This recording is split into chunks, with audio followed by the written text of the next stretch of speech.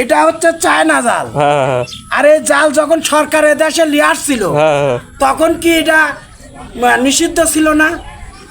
সরকার import করে আনার পরেই তো আমরা পাইছি। সরকার যদি না আনতো তাহলে তো আমরা পাইতাম না। হ্যাঁ, তাহলে আমাদের জন্য নিষেধ কেন? আমরা গরিব মানুষ, আমরা মাছ মারি খাই, জাইলিয়ে কেন নিষেধ হবে? এটা বন্ধ করে দিক, তাহলে বুঝবো যে জালও নাই, আমাদের কোনো ইয়েও নাই।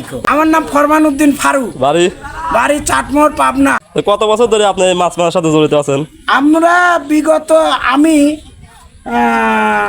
আজ 4-5 বছর এর সাথে সংযুক্ত আছেন। হ্যাঁ। তো কি রকম মাছ পাওয়া যাচ্ছে এখন? হ্যাঁ, ছোট বড় সব ধরনের মাছ পাওয়া যায়। বর্তমানে এবছরের জন্য মাছ কম।